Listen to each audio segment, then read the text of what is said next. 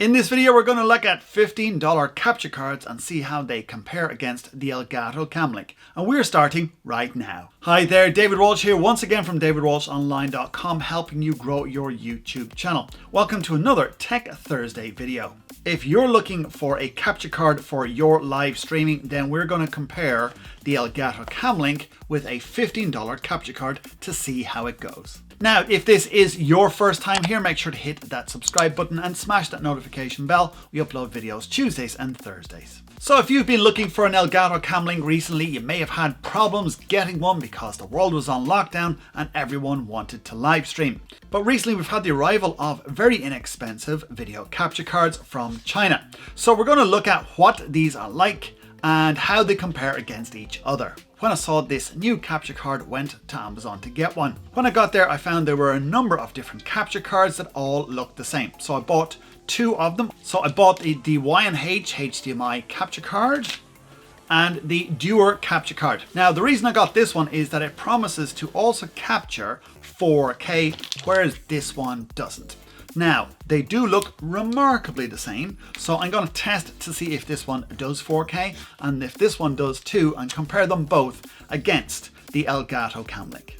So let's have a look at the DIWUER, or whatever it's called. So let's open up this. So we have our little stick inside a little box. So there is our video capture card, and then we look at the other one, and we can see that they are literally the exact same. So you can see they're the exact same marking, same everything, input, output. The writing on the back is slightly different on them, but apart from that, there is nothing else different about them. So let's pop these in and let's plug in a 4K camera and give them a test. So let's connect them all up and see how they compare. Okay, so here I am inside of OBS and I've already connected up the Cam Link as well as the other capture cards. And it's very easy to do so. Just go down here, go to plus, go to video capture, then click on new and give it a name, and then select it from the drop down here. So you'll see I've got USB camera 1, I've got USB camera 2, I've also got my Cam Link here. So they're all added. So we can see that let's remove that. So I'm running on the Cam Link right now, and you can see this is 4K because I've got a 1080p canvas, and I can move my image all the way around here within that canvas. So it is true 4K that's coming in via the Cam Link. So now I'm going to switch on the DIWUER and then connect the camera via the USB straight in there. So there we go now. So this is the DIWUER connector video capture card, and I'm running my capture cards through a USB 3 hub, and the Cam Link is going directly into a USB slot on my laptop.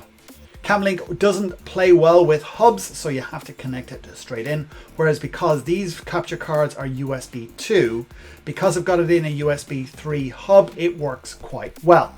So you'll see we've got a picture here, we've got a full 1080p canvas. And if I select the WH, switch that on, and I have no problem disconnecting and connecting and stuff like that. It works quite well. So there you'll see the Y&H capture card as well.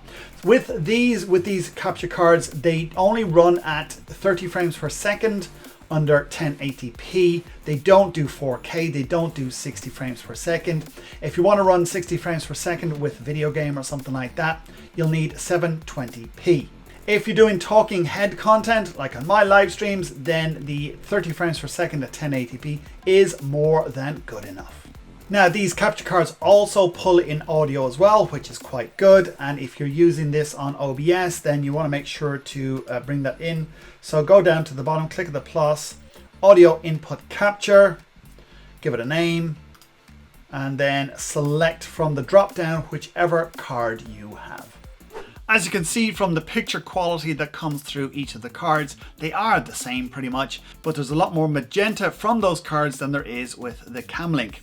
Now obviously you can fix this on your camera itself so that you can offset that magenta. And if your streaming software does color correction like Ecamm Live, you can fix that within that software. Now the prices of these are beginning to fluctuate. Some prices are going up, some prices are going down. They literally are the same card. So wherever you're shopping for it, pick the cheapest price. Links to the ones that I purchased are in the description below. There are models with USB cables, so if your model has that and it is a bit more expensive and it's something that you're looking for, then definitely buy that. But if you're just looking for the stick itself, and that's what I got, then the models with the links in the description below are the ones for you. What do you think of these video capture cards? Would you buy one over the Elgato? Let me know in the comments area below. Or if you have one already, then what's your experience? I'd love to know. Again, let me know in the comments area below. And if this is your first time here, make sure to hit that subscribe button and smash that notification bell. We upload videos Tuesdays and Thursdays. And if you would like to make better live streams, then make sure to click that link right there.